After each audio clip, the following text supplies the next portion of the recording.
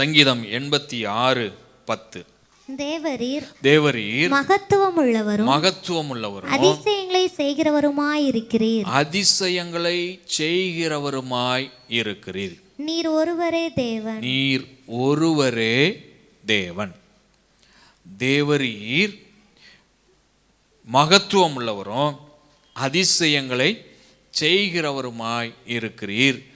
நீர் ஒருவரே தேவன். உலகத்தில் மனிதர்கள் பலர் உண்டு, பல விதங்களில் உண்டு. ஒவ்வொருவரும் ஒவ்வொரு விதம். அது மனிதர்கள் ஒவ்வொருவரும் ஒவ்வொரு விதம் அப்படிங்கிறதுனால அவர்கள் சந்திக்கிற சவால்களும் ஒவ்வொரு விதம். அவர்களுக்கு இருக்கிற பிரச்சனைகளும் ஒவ்வொரு விதம். எனக்கு இருக்கிற பிரச்சனை சைமனுக்கு இருப்பதில்லை, சைமனுக்கு இருக்கிற பிரச்சனை ஜானுக்கு இருக்கிறதில்லை. அப்போ மனிதர்களுக்கு மனிதன் பிரச்சனை வித்தியாசப்படுகிறது, நெருக்கடிகளும் வித்தியாசப்படுது. ஆனால் நம்ம எல்லாருமே ஒரே வார்த்தையாய் சொல்லுவது என்னதான்? பிரச்சனையாக இருக்குது, போராட்டமாக இருக்குது. இந்த உலகத்தில் உங்களுக்கு பாடுகள் உண்டு, உங்களுக்கு போராட்டம் உண்டு அப்படின்னு ஆண்டவர் சொல்கிறார். சொல்லிட்டு சொல்கிறாரு, ஆனாலும் திடன் கொள்ளுங்கள், நான் என்ன செஞ்சிட்டேன்? உலகத்தை ஜெயித்தேன் அப்படின்னு சொல்கிறார். ஏன் ஆண்டவர் அப்படி சொல்கிறாரு அப்படின்னா, அவர் மகத்துவம் உள்ள தேவன், அவர் அதிசயமான காரியங்களை செய்கிற தேவனாக இருக்கிறபடினால என்னதான் பாடுகள், பிரச்சனைகள், போராட்டங்கள் இந்த உலக வாழ்க்கையில் இருந்தாலும் அதை எல்லாவற்றையும் மேற்கொள்வதற்கான தீர்வை கொடுத்து நம்மளை ஆசீர்வதிப்பார். அல்லேலூயா, அல்லேலூயா. அப்போ மகத்துவம் உள்ள தேவன், அவர் அதிசயங்களை செய்கிறவராய் இருக்கிறார். இந்த 86:10 இந்த வசனத்தில் பார்த்தீங்கன்னா 3 முக்கியமான சத்தியங்களை உள்ளடக்கியதாக இந்த வசனம் இருக்கிறது. என்ன 3 சத்தியங்கள்? 1, நீங்களும் நானும் ஆராதிக்கிற தேவன் மகத்துவம் உள்ளவர். எல்லாரும் சொல்லுவோம், தேவன் மகத்துவம் உள்ளவர். 2வது, நீங்களும் நானும் ஆராதிக்கிற தேவன் அதிசயங்களை செய்கிறவர். எல்லாரும் சொல்லுவோம், தேவன் அதிசயங்களை செய்கிறவர். 3வது, தேவன் ஒருவரே உண்மையானவர், அவர் ஒருவரே உண்மையுள்ளவர். அல்லேலூயா, அல்லேலூயா. இப்போ இந்த ஒவ்வொரு பார்ட்டையும் உங்களோடு கூட நான் கொஞ்சம் வேதத்தின் வாயிலாக எடுத்து காண்பித்து உங்களை உற்சாகப்படுத்தி ஜெபத்தில் நடத்த விரும்புகிறேன்.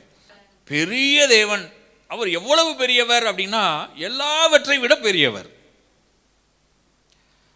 அவர் எத்தனை பெரியவர்? அளவிடவே முடியாத அளவுக்கு பெரியவர். நீங்களும் நான் என்ன செய்ய முடியாது? அளவிடவே முடியாத அளவுக்கு அவர் பெரியவர். அவர் எத்தனை பெரியவர்? அவர் எல்லாவற்றையும் ஆளுகிற அளவுக்கு பெரியவர். ஆனால் இங்கே நம்ம ஒன்றை அறிந்து கொள்ள வேண்டியிருக்கு. இந்த சர்வலோகத்தையும் எல்லாவற்றையும் ஆளுகிற தேவன் நாம் ஆராதிக்கிற தேவன். He has control over them. அவருக்கு இந்த ஆளுகை உண்டு. அவர் எல்லாவற்றையும் சிருஷ்டித்தார், அவர் எல்லாவற்றையும் படைத்தார், அவர் எல்லாவற்றையும் உருவாக்கினார், அவரே எல்லாவற்றையும் ஆளுகை செய்து கொண்டு இருக்கிறார். அல்லேலூயா, அல்லேலூயா. அவர் எல்லாம் வல்லவர். அவர் எப்படிப்பட்டவர்? எல்லாம் வல்லவர். அவர் சர்வ வல்லமை உள்ளவர் என்று வேதம் சொல்லுது. ஸோ அப்படிப்பட்ட பெரிய தேவன் தான் நீங்களும் நானும் ஆராதிக்கிற தேவன். அல்லேலூயா. நீங்களும் நானும் பெரிதாய் எண்ணிக்கொண்டிருக்கிறதான மருத்துவத்தை விட என் இயேசு பெரியவர். அல்லேலூயா. ஆமாங்க, நம்ம நினைக்கிறோம் இருக்கிறதுலையே பெரிய மருத்துவர் இவர்தான்னு சிலரெல்லாம் குறிப்பிட்டு அவரெல்லாம் தேடி போகிறோம். காஸ்ட்லியான டாக்டர்ஸ்லாம் இருக்கிறாங்க, அப்படியெல்லாம் பார்த்துக்கிட்டு இருக்கிறோம். ஆனால் எல்லாரை விட இயேசு பெரியவர். அல்லேலூயா. அவர் தான் பெரியவர். சரிங்க, இப்போ நம்மளுடைய சிந்தனைக்கு, நம்முடைய பார்வைக்கு, நம்முடைய எண்ணங்களுக்கு எதெல்லாம் பெருசாக தெரிகிறதோ அது எல்லாவற்றை விட இயேசு பெரியவர் என்பதை அறிந்து கொண்ட நீங்களும் நானும் இப்போ தைரியமாக சொல்லலாம், என் பிரச்சனையை விட இயேசு பெரியவர், என் போராட்டத்தை விட இயேசு பெரியவர், எனக்கு இருக்கிற சுகவீனம், எனக்கு இருக்கிற பலவீனத்தோட இயேசு பெரியவர். அல்லேலூயா. எனக்கு இருக்கிற கடன் பிரச்சனைகளை காட்டிலும் நான் ஆராதிக்கிற இயேசு பெரியவர். அல்லேலூயா. அப்போ இந்த மகத்துவமுள்ள தேவன் பெரியவராக இருந்து நம்ம வாழ்க்கையில் பெரிய காரியங்களை செய்வார். எத்தனை பேர் ஆமேன்னு சொல்கிறீங்க? அல்லேலூயா. சார், சங்கீதம் 95:3 வாசிங்க. கர்த்தரே மகாதேவனும், கர்த்தரே மகாதேவனும், எல்லா தேவர்களுக்கும் மகாராஜனுமாய் இருக்கிறார். எல்லா தேவர்களுக்கும் மகாராஜனுமாய் இருக்கிறார். அவர் மகத்துவம் உள்ளவர். எப்படிப்பட்டவர் அப்படின்னா மகாதேவன். மகாதேவன் அப்படிங்கிறது இதற்கு ஈடு இணை வேற எதுவுமே கிடையாது அப்படின்னு. அப்போ நீங்களும் நானும் மகத்துவம் உள்ளவராய் பார்க்கிறதான நம்முடைய ஆண்டவருக்கு ஈடு இணை எதுவுமே கிடையாது. அவர் மகாதேவன். அல்லேலூயா, அல்லேலூயா. ரெண்டாவது பாருங்க, உபாகமம் 10:17 இப்படியாக வேதம் சொல்லுது, உங்கள் தேவனாகிய கர்த்தர், உங்கள் தேவனாகிய கர்த்தர் தேவாதி தேவனும், தேவாதி தேவனும், கர்த்தாதி கர்த்தரும், கர்த்தாதி கர்த்தரும், மகத்துவமும் வல்லமையும் பயங்கரமுமான தேவனுமாய் இருக்கிறார். மகத்துவமும் வல்லமையும் பயங்கரமான தேவனுமாய் இருக்கிறார். அவர் பட்சபாதம் பண்ணுகிறவரும் அல்ல. இந்த வசனத்துல ஒரு காரியத்தை புரிந்து கொள்ள முடிகிறது. அவர் தேவர்களுக்கெல்லாம் தேவன், ஆண்டவர்களுக்கெல்லாம் ஆண்டவருமாய் இருக்கிறார்.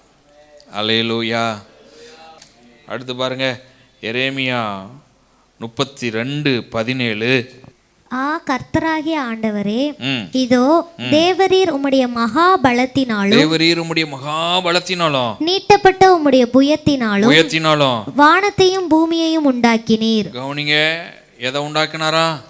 வானத்தையும் பூமியையும் உண்டாக்கினீர். உம்மாலே செய்யக்கூடாத அதிசயமான காரியம் ஒன்றுமில்லை. எல்லாரும் சொல்லுவோம், உம்மாலே செய்யக்கூடாத அதிசயமான காரியம் ஒன்றுமில்லை.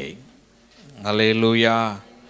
அப்போ நம்ம ஆண்டவருக்கு அரிதான காரியம் அப்படின்னு ஒன்றுமே இல்லை, ஒன்றுமே இல்லை.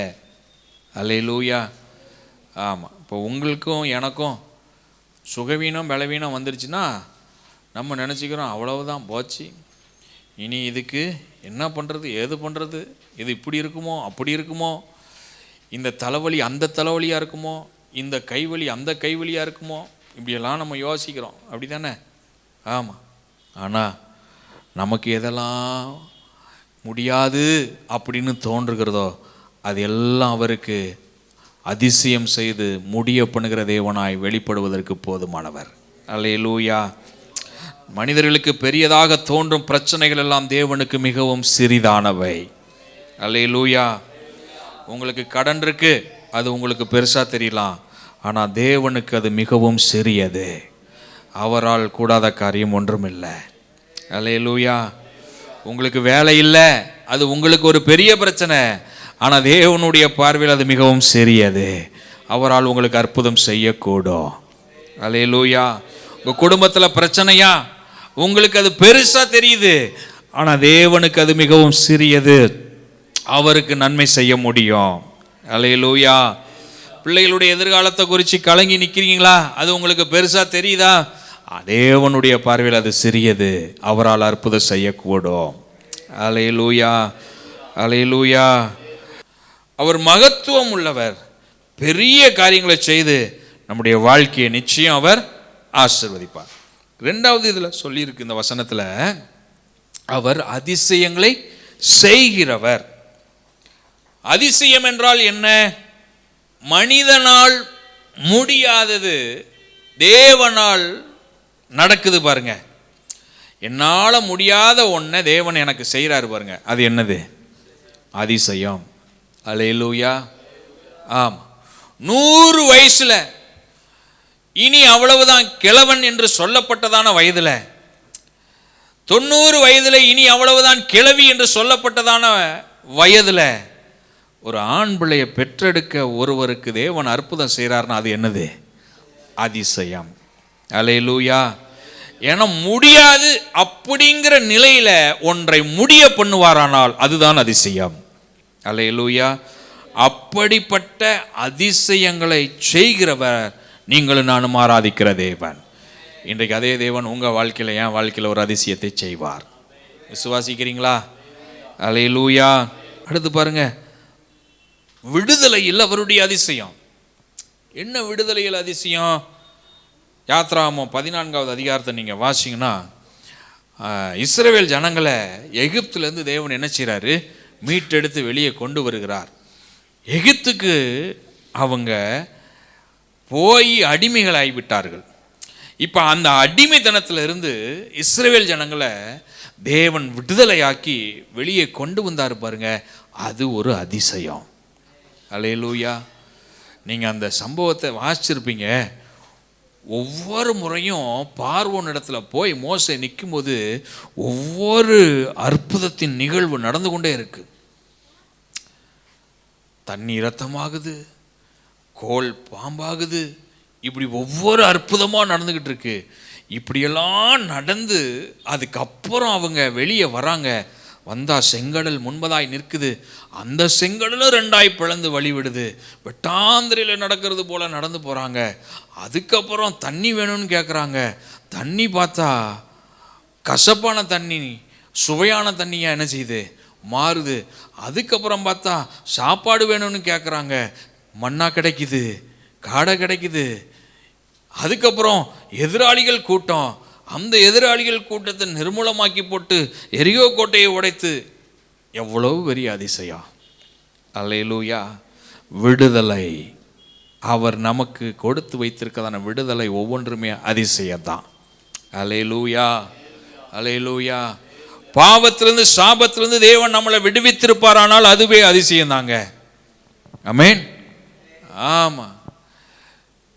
எத்தனை பெரிய பெரிய பாவிகளெல்லாம் தேவன் இன்னைக்கு விடுதலையாக்கி, அந்த பாவத்திலிருந்து விடுதலையாக்கி அவங்களெல்லாம் ஊழியக்காரராக தேவன் வைத்திருக்கிறார். அவர்களெல்லாம் நல்ல ஒரு ஆவிக்குரிய மனிதர்களாய் தேவன் மாற்றி வைத்திருக்கிறார். இது அதிசயம். அல்லேலூயா, அல்லேலூயா. ஆமா. ஒரு குடும்பத்தில் ஆண் வாரிசே இருக்காதான். பிறக்கிற ஆண் வாரிசெல்லாம் என்ன செஞ்சிடும்? ஒரு குறிப்பிட்ட வாலிப வயதை கடந்தவன மரித்து போய் விடுவார்கள். ஆண் வாரிசே கிடையாது. ஆனா இயேசு தொட்ட உடனே அந்த குடும்பத்தில் ரட்சிக்கப்பட்டு, அந்த குடும்பத்தில் முடியாது இனி செத்து போயிடுவான்னு நினைக்கிற ஒரு குடும்பத்தில், ஆண் வாரிசே இல்லைன்னு சொல்ற குடும்பத்தில் 68 வயது வரைக்கும் ஜீவனோடு இந்த உலகத்தில் தேவனுக்காக எழும்பி பிரகாசித்து பெரிய காரியங்களை செய்கிற அளவுக்கு ஒருவரை தேவன் ஏற்படுத்துவாரானால் அது ஒரு அதிசயம். நான் யாரை பற்றி சொல்கிறேன்னா, பாஸ்டர் ஜான்ராஜ் அவர்களை பற்றி சொல்கிறேன். அவங்க குடும்பத்தில் ஆண் வாரிசே கிடையாதான். எல்லாம் செத்து போயிடுவாங்க ஒரு குறிப்பிட்ட வாலிப வயதை கடந்த உடனே. ஆனால் முதிர்ந்த வயது வரைக்கும் நடத்தி அருமையாய் தேவன் வச்சிருந்தாரே. சாபத்தை உடைத்து சாபத்தை மாற்றி போடுவது ஒரு அதிசயம். அல்லேலூயா. ஸோ இப்படி விடுதலை ஆக்குவதில் அவருடைய அதிசயம் வெளிப்படுகிறது. அடுத்து பாருங்க, அவர் நம்மை பாதுகாப்பது ஒரு அதிசயங்க. எத்தனை பேர் ஆமென் சொல்றீங்க? அல்லேலூயா. தானியேலை சிங்க குகையில் கர்த்தர் பாதுகாத்தார். அது அதிசயம் தானே. சிங்கத்தின் வாய்க்கு இரையாகாதபடிக்கு தானியேலை கர்த்தர் பாதுகாத்தாரே, அது ஒரு அதிசயம். இன்றைக்கும் ஆச்சரியமாய் எல்லாரும் கேட்குற அளவுக்கு அது ஒரு அதிசயமாகவே என்ன செய்து இருக்கு. அப்போ கர்த்தர் நம்மை பாதுகாப்பது அதிசயம். அல்லேலூயா. அடுத்து போஷிப்பது அதிசயம். கர்த்தர் நம்மை போஷிப்பது அதிசயங்க. வனாந்திரத்தில் காடை மன்னா ஜனங்கள் கேட்குறாங்க. என்ன கிடைச்சது? மன்னாவும் கிடைச்சது, காடையும் கிடைச்சது. நீங்கள் யாத்ராகமம் 16வது அதிகாரத்தை நீங்கள் வாசிங்கன்னா, அங்கே மன்னாவினால் இந்த இஸ்ரவேல் ஜனங்களை தேவன் போஷித்தார் என்கிறத நம்மால் புரிந்து கொள்ள முடிகிறது. அல்லேலூயா. அப்போ நம்மளை தேவன் போஷிக்கிறார், அது ஒரு அதிசயம்.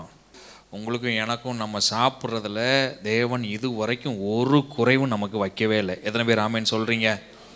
நம்மளை அருமையாய் போஷித்து நடத்தி வந்திருக்கிறார். நீங்கள் என்னைக்கும் சாப்பாட்டுக்காக கை ஏந்தினதுக்கு இல்லவே இல்லை, அதுவே அதிசயம்தான். அதுவே தேவன் அதிசயமானவர் என்பதை வெளிப்படுத்துகிறது. அப்படிப்பட்ட அதிசயமான தேவன் உங்கள் வாழ்க்கையில் நிச்சயமாய் அதிசயங்களை அவர் செய்வார். அல்லேலூயா. சுகமாக்குவது அதிசயம். குருடர்களுக்கு பார்வை கொடுத்தார், செவிடர்கள் கேட்கும்படி செய்தார், முடவர்கள் நடக்கும்படி செய்தார். இப்படி தேவன் அற்புதம் செய்தாரே, சுகம் கொடுத்தாரே, இதுவும் அதிசயம்தான். அல்லேலூயா. நானே கர்த்தர், வேறொருவர் இல்லை. ஏசாயா 45:5 வாசிக்கும் போது, நானே கர்த்தர், நானே கர்த்தர், வேறொருவர் இல்லை, வேறொருவர் இல்லை. போதும். நானே கர்த்தர், வேறொருவர் இல்லை. நான் தான் உண்மையுள்ளவர், வேறொருவரும் இல்லை. நம்ம ஆண்டவர் மேலே நம்பிக்கையை வச்சிட்டோம்னா அவர் நமக்கு அதிசயமான காரியங்களை செய்வார். அல்லேலூயா. நம்முடைய நம்பிக்கை மனிதர்கள் மேல் அல்ல, நம்முடைய நம்பிக்கை பணத்தின் மேல் அல்ல, நம்முடைய நம்பிக்கை பதவியின் மேல் அல்ல. நம்முடைய நம்பிக்கையெல்லாம் உயிருள்ள தேவன் மீது இருக்க வேண்டும். அல்லேலூயா. நீங்கள் அவர் மேலே நம்பிக்கையை வச்சு நீங்கள் செய்கிறத செஞ்சீங்கன்னா அவர் உங்கள் வாழ்க்கையில் அதிசயத்தை செய்வார். மனிதர்கள் மேலே நம்பிக்கை வச்சு எதையும் செய்யாதீங்க, கர்த்தர் மேலே நம்பிக்கையை வச்சு செய்யுங்க. கர்த்தர் உங்களுக்கு அதிசயமான காரியங்களை செய்வார். அல்லேலூயா.